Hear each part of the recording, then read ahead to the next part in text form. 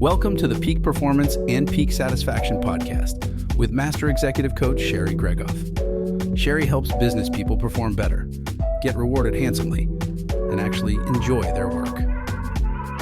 After having her own career turnaround, she now helps other high-powered business professionals experience the same. Join the movement to work differently. Welcome to the podcast. It's great to have you here.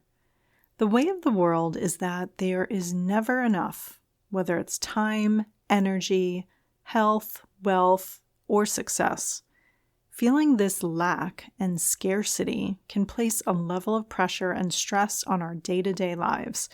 It can seem like a chase for more of a limited supply.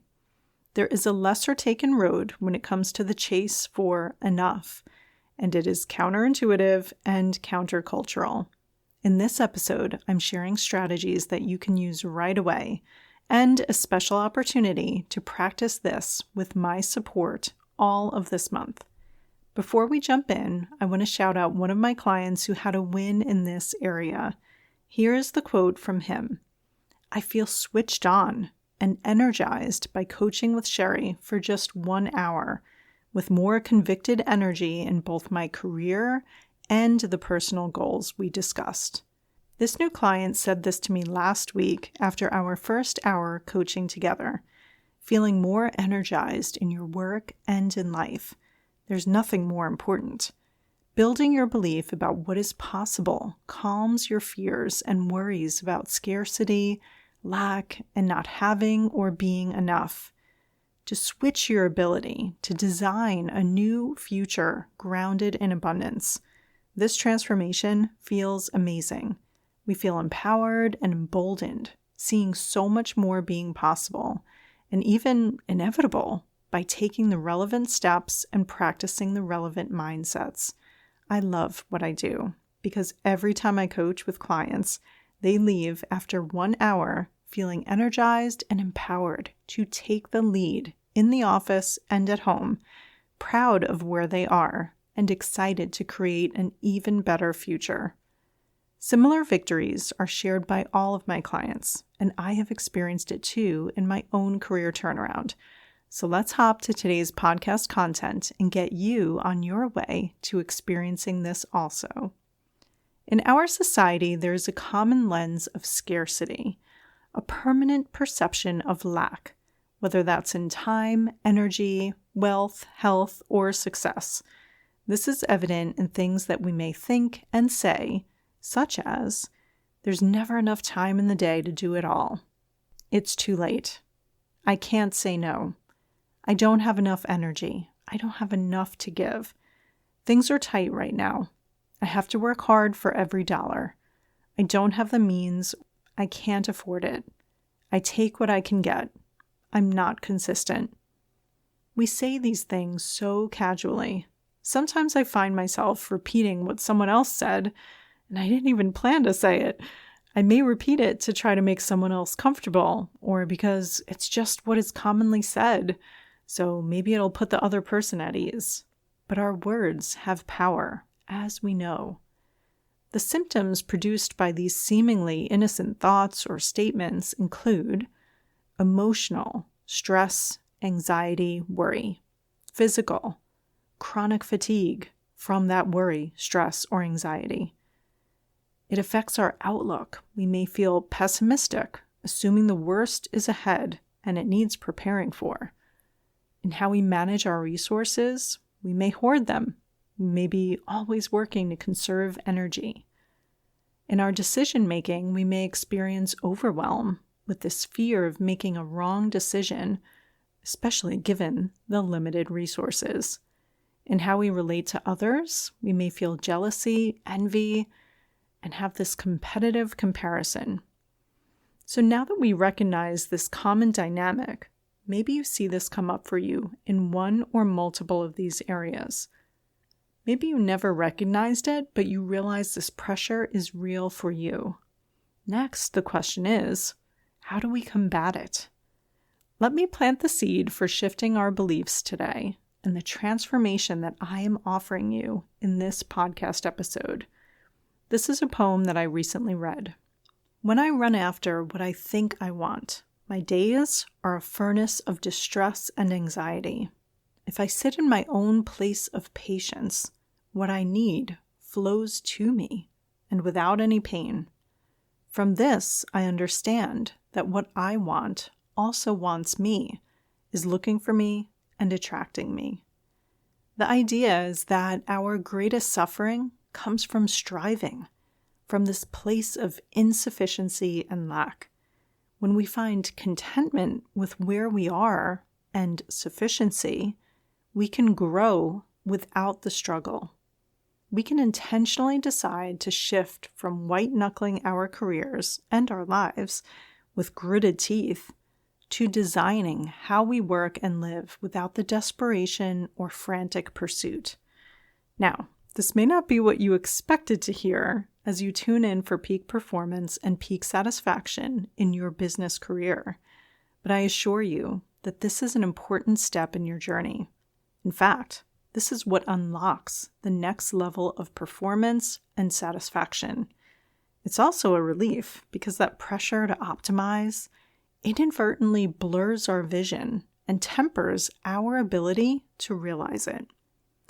Let's get to the root cause of these casual statements with these big-time symptoms, and I will identify for you 3 underlying beliefs that may be subconscious, but they are also the common culprits for creating this attitude of scarcity in us. So take a listen and see which may apply to you. And remember, no judgment here. I have dealt with all of these. Notice that across all 3 of them, there's an energy of desperation and scarcity to these statements that places that heavy burden on our shoulders. Number 1, we may believe there is never enough time, energy, wealth, health, success to go around. Never enough for what, you may ask? For our survival? Never enough time to earn enough money to feel safe? For keeping up with the Joneses? Never enough energy or health to have that long life or maintain the quality of that life, or have the success or accolades that we watch others collect with ease? Maybe never enough time or energy to prove our worthiness in wealth, health, or success. Underlying belief number 2, we may believe we are all trying to get and consume more of a limited pie. If it's a zero-sum game and someone else has abundance, then that means there's less for everyone else. So that feeling of being sick to your stomach as you watch your peers and colleagues with their impressive career developments on your LinkedIn feed means there's less chance of it happening for you. The third underlying belief is that we believe it's on us to create more time, energy, wealth, health, and success urgently. On time, we may believe, I have to find time. I'm already behind. On energy, we may believe, I have to conserve energy. It's precious and fleeting. On health, we may think, I have to look like and feel like I did in my youth. On wealth, we may think, we have to provide to sustain our livelihood. And on success, we may think, we have to achieve to prove ourselves. When we believe all these things are limited, the pressure can feel sky high to provide for ourselves and our families, to source the time, energy, wealth, health, and success in order to live our daily lives. To counteract this ingrained mindset of limited resources and limited capacity, we first need to seek out the evidence that this notion is simply not accurate. Then we open up room for more constructive and useful beliefs. Let's turn to each of these one by one to unpack how to multiply each of them. First up is time. Let's seek out evidence that despite how we feel and what everyone says, there is plenty of time. What are all the many things you have time for currently? What are all the things you deem worthy of your time and attention in a single day? Write it down. You may shock yourself how many different areas of work and life do get your best on a daily basis. This may crack open the idea for you that there is more time in the day than you think. I encourage clients to do a time study and list how long they spend on what. They are often shocked to find that the tedious work in the office or at home actually takes far shorter than what they had in mind. They are surprised at how many hours screens take up in their day, whether consuming traditional media for entertainment or social media for some version of connection or news to stay informed. The truth is, every human has 24 hours in a day. Some do a tremendous job of making every hour count. Most business professionals are reactive, and we let our days be dictated by who scheduled what on our calendars. After a day full of meetings, then we turn to our solo work after hours, or maybe after spending some time with our family, or maybe in every waking hour. We can reclaim our time starting right now. Block in your calendar your top priorities first. For me, it goes like this. I book my time for my health first. Meditation, prayer, and strength training in the morning, and a daily walk outside midday. These are untouchable for filling my cup before I will have anything to give the other efforts in my day. I book my time with my loved ones next. Breakfast with the kids, coffee with my husband, picking up kids from school for those uninterrupted downloads of their day or dilemmas that they want to talk through. Dinner as a family, time to decompress together and turn off from the day. Then I book my work. I book my work, not the other way around. I schedule my deep, focused, concentrated work time when I am at my most productive in the afternoon. I group my meetings early in the day when I'm looking forward to connecting with people. I decline meetings or propose new times or new frequencies or duration of meetings. I delegate meetings to my team. I say no to asks that are not a priority. I scan my calendar regularly to assess if my time is being allocated most effectively, and I adjust accordingly. This helps me realize how much time I do have and how much impact a single day can have when it's designed with intention. Consider that there is more than enough time and energy for what you feel you need to do and want to do. How could that actually be true? When we feel short on time, it's usually this dynamic of being pulled in so many directions at once, needed on so many things at once. But if everything is a priority, then nothing is a priority. The truth is, we have all the time we choose for what we make a priority. And if you think you can't determine what's most important, think again. As leaders, we are capable of making difficult decisions and trade-offs.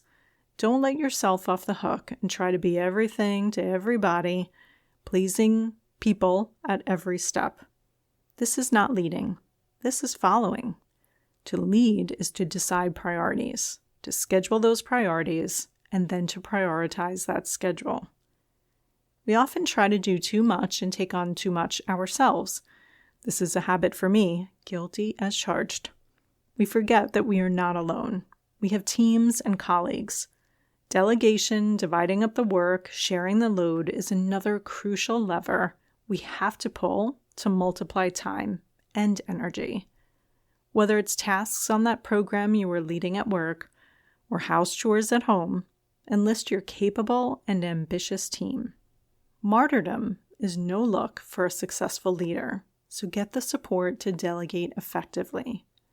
Part of why we are in this rush to accomplish so much on our own is that we tend to think we are behind in some way on where we should be by now, or that circumstances around us make this time not fitting for what we are meant to do here. There can be a lot of self-judgment and comparison traps when we evaluate our time, energy, wealth, health, and success against peers. Instead, there's a way to embrace the current spot in your professional and personal journey as exactly where you're meant to be at this moment.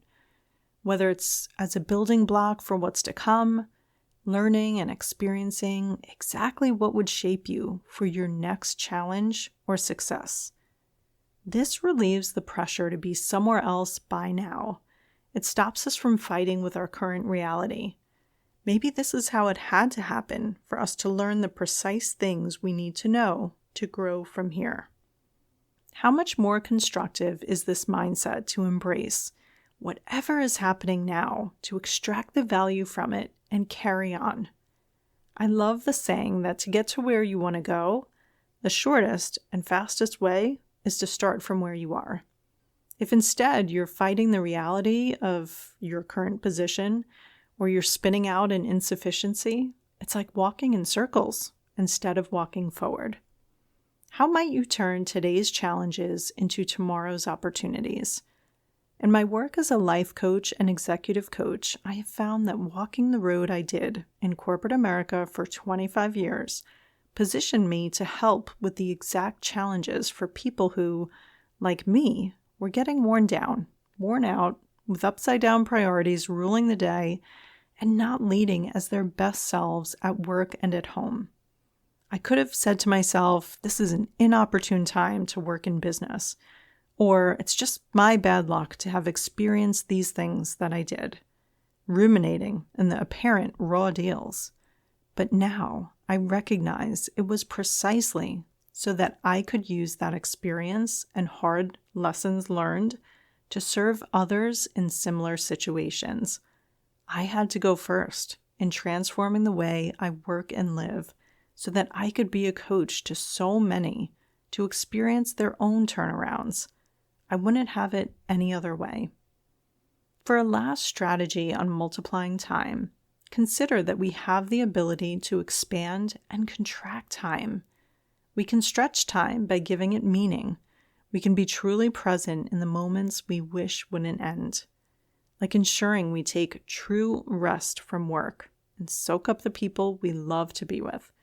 We have full schedules, but we also can create luxurious amounts of time by stretching it out with little agenda and lots of rest and free time together. We can conversely contract time by converting even a dreaded task into a flow state where time and space slips away. My commute is something I look forward to because my car is my mobile university. I listen to training while I drive and am always learning, so it energizes me. The clock doesn't lie, but our experience of time can be curated with intention. To summarize takeaways on time, check where your time is going. Schedule your priorities in order. Deprioritize, decline, delay, and delegate. Lean on your team to share the workload. Embrace this time or success or challenge as exactly what you need for the next chapter. Expand and contract time by shifting your experience of it accordingly. Energy. We think our energy levels read like the gas tank on our car. How long has it been since we last filled up? How many hours of sleep did we get with that pain in our knee, or the child waking during the night? I will offer a different view. Energy is subjective. It's more a reading of our emotional wellness than anything else. Let me tell you why I think this is before you tell me more about your knee pain and how you haven't slept properly in a year. If you have worked with colleagues who were miserable in their jobs and talked every day about how they had no energy, were exhausted and bored, did it influence your energy levels? It did for me.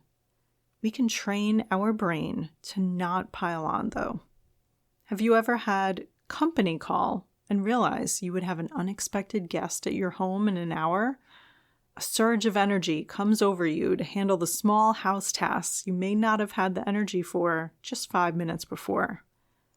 Imagine if Time magazine, or pick your favorite documentary on TV, called and wanted to follow you around for a day.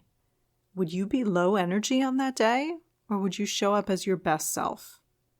Maybe we have more authority over our energy levels than we thought. We do this by choosing our thoughts with care. Energy is subjective, and it can be cultivated. Find the activities and people that feel like plugging in your rechargeable battery. I realize that activities that on paper should drain my energy can instead renew and multiply it, like serving in my local soup kitchen or mentoring that person who's early in their career. Not every ounce of energy spent is a debit. Find the activities that are a net credit and multiply your energy. Our energy is a renewable power. Another way I harness it is to recognize that there are the facts of what is happening around us. Then there are our thoughts about those facts. While we can't choose our circumstances, that knee pain or the newborn who needs us 24/7, we can choose our thoughts about it. Two sides of the coin are always available. We choose the lens, yes, whether the glass is half full or half empty, as though nothing is a miracle or like everything is a miracle. Contentment and gratitude opens the door to abundance and creation. But how? Consider the bigger purpose behind your mission. Is it net positive to this world? Benefiting other people? How might that bigger purpose energize you today? If you say, sure, in my business, we aren't saving the world, reconsider. How is being gainfully employed impacting your team's lives, their families, their legacy? How are your clients being served in exactly the way they want? It's worth a closer look to find meaning in the work you are doing by finding the value created. Back to the poem from earlier. When we aim to do good in this world, I believe that things work together to make that possible. Circumstances bend to that mission. Keep an eye out for it and work on this belief that things can tend to work out to make it so. To summarize takeaways on energy, energy is contagious, subjective, and reflects more of our emotional wellness than sleep. Energy can shift on a dime, and we can cultivate it by taking control of our thoughts. We can recharge our energy at any time and throughout the day, choosing activities and thought patterns that multiply our energy. We can find a greater purpose to everything we do in order to create energy. When the daily burden becomes heavy, it's because we've stepped into fear, doubt, and neediness, forgetting that we have everything we need in this moment, and it is more than sufficient already. So we started with the inside, how we manage our time and energy, and now for the most outwardly observable and easily measurable wealth, health, and success. On wealth and money, the tendency is to hold tighter to it. It can be a proxy for security, which can lead to some pretty unhelpful habits, including hoarding it to try to feel safe. Ever met a wealthy person who didn't feel safe? Me too. So we know it's not one for one. Money isn't everything, but it sure makes things easier. It's true that it would be hard to fund efforts and share with people in need if we were in enough need ourselves to not have the internet that powers this podcast or to not know where our next meal is coming from. But if you're tuning in here, newsflash, it's not that deep or dire. It's important to remind your subconscious of this. Whether you have a little or a lot of money, if you're thinking about it most of the time, let's shift your perspective. It's a fruitless endeavor to just seek to amass wealth. We know this, and yet the pull is real. If your money is what dominates your mind, the thoughts you have in a day, beware this trap. It goes like this. There's never enough. We dedicate our lives to growing it, and then it ends, and that money isn't worth much. There has got to be more than this story. Let me share that for me, this fight to provide for myself and my family, to have independence, to be safe, was to get the best education and best job that I could find. That was a strong motivator. Now, we don't have to worry about putting food on the table or holding on to our house, but it takes intention to turn off this scarcity around money, to put it back in its place. Take the desperation and fight for survival out of your work, your paycheck, and your bank balance to have the ever-elusive enough. Your satisfaction will improve, and without that desperation, your performance will too. When work is life or death, we don't take risks by speaking up, doing things differently, doing the right thing, even if it will displease someone. It's a faulty North Star, but the one that most of us rely on. To calm the fear of insecurity or being unsafe, sometimes bringing our attention to the here and now and all the ways that we have what we need in this moment can keep worries for decades to come from tormenting us today. We don't have to overwork ourselves into cardiac arrest and disease. I've mentioned it before, but more professionals in my corporate work land in this predicament than not. If only more could find the peace in sufficiency that they already have. So our toiling, our overdoing it, our putting earning and working above what matters more is truly in vain. More harm than good comes from it. I think we are designed to create and have an impact and leave things better than we found it. But overworking in a chase for money keeps us from our true greatness. It stifles our creativity and blocks our generosity. If there's never enough money, we are loath to share it, give it, donate it. The more we cling to what we have, the more it tends to elude us. I find the more we put our trust elsewhere, the more likely we are to receive, multiply, and give. Right on the U.S. bills, it says, "In God we trust." A not so subtle reminder that it isn't really about the almighty dollar. Practical takeaways on wealth. Money does not equate to security. The chase for money is a fruitless search that blurs our judgment and ability, degrading our performance and our satisfaction. Whether we have a lot or a little, if we think about money most of our days, we will limit our creativity due to the desperation. We can practice finding sufficiency and having everything we need for today, right now. Toiling and overworking will not increase our wealth. Giving generously ensures we keep money in its place and is a measure of how sufficient and abundant we believe our money to be, by sharing it with those who need it more. Health. Health can be one of those things that we take for granted when it's strong and positive, but when it's not, it can dominate our every thought. And I'm talking from the average cold to COVID to chronic pain and terminal disease. Sometimes we mistake health for the fountain of youth. We may gauge our strength and fitness against our 20-year-old selves. There is a pronounced focus on staying young these days. Botox, pills, and surgery that promise our body will project an image of youth. I offer you a different pill today, and it's not for a magazine model standard look. I mean a light in the eyes, a smile that gets attention and makes the receiver wonder what it is that you know that they don't know. We invest a lot of time in the health industry focused on the physical, but my experience is that the emotional wellness, the health inside our minds, that most affect how we show up and how we are perceived. Even more powerful than the filter that you feel drawn to online to enhance your physical image, our thought life is immediately observable in our health. We control what we can when it comes to our health.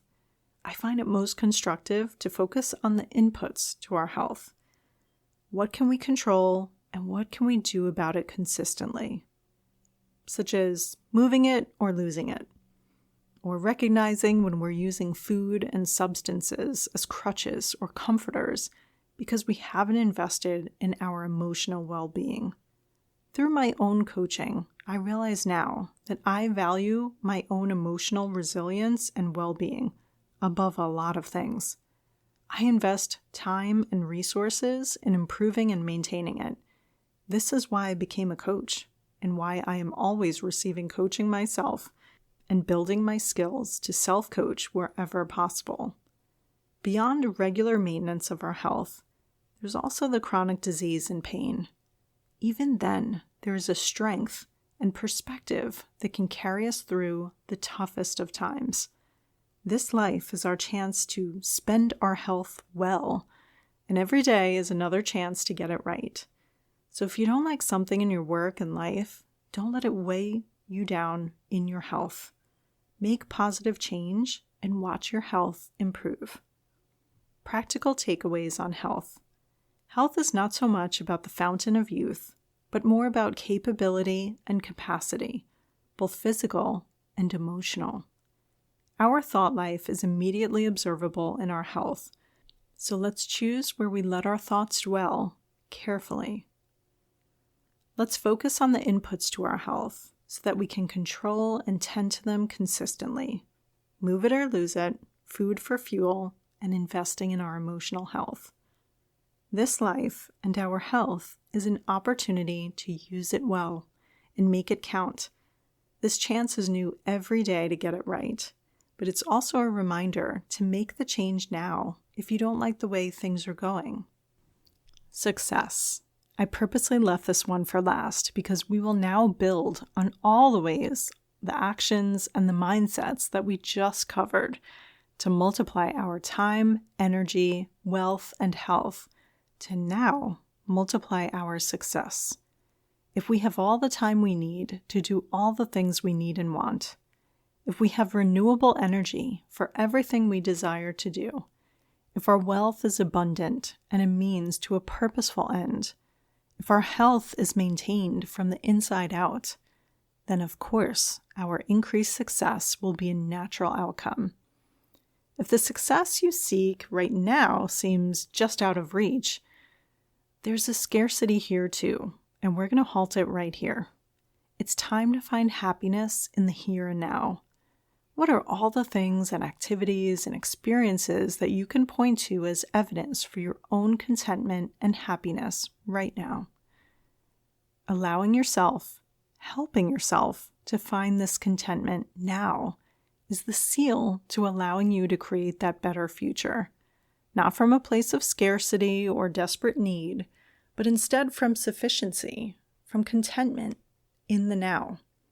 The more we tie our happiness to the next step in our success, the more it's guaranteed to stay out of reach. If you find happiness in the here and now and feel true gratitude for having more than enough on all these fronts, the door opens back up to more success to come. We covered a lot today. There is so much opportunity from doing this work. By doing this work, we stop being focused inwards on whatever areas where we feel insufficient, incomplete, and not enough. This allows us to feel sufficient so that we can start paying attention more to those around us and leaving a positive impact in everything we do and on everyone in our space. I'm excited to announce a special offer for this month of May, where you can join me in spring cleaning our mindset, our calendars, and our habits to enable more excellent performance and higher satisfaction. There will be 2 exercises per week in this month-long challenge. You can join in and begin at any time during the month of May. There are no set times or schedules. You do this when it's convenient for you, and you'll be doing it alongside me and everyone else participating. I will be your guide on this 31-day challenge, and by doing even a single exercise, you will see immediate benefits. Do 2, even better. If you're all in for all 8 challenges, you may not recognize yourself by the time June arrives. Every limitation you thought there was to your time, energy, wealth, health, and success, we are breaking through them together. I'm sharing the tried and true steps that I give to all of my clients in a single Power Month together.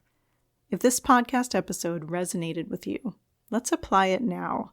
It's more fun doing it with others, and it's easier when you have support. Our time, energy, wealth, and health are all on loan to us. We can recognize and appreciate just how fortunate we are right now, to then multiply it to leave this world better than we found it. Clinging to what we have or thinking we need more of so tightly reflects a fear and scarcity that we can release. It's not too late. It's worth it. You are deserving of doing this work and having these improved results. It's possible. It's simple and doable. What's available to you is this or better, your current situation or better. It's a choice to learn new skill sets to work and live differently. It feels fun and exhilarating at every step. It makes all the difference in the quality of every area of your work and life. This spring, we do it together. Open to all listeners of this podcast. Register now for free at the link in the show notes, and let's get started. Until next time. Looking for support in applying the principles and strategies in today's episode? Sherry coaches clients one-on-one as their trusted confidant and advisor, helping each client create the work and life they had only dreamed of. To schedule your complimentary career strategy session, go to sherrygregoff.com/apply to book time with her today. It's one simple step that can change everything.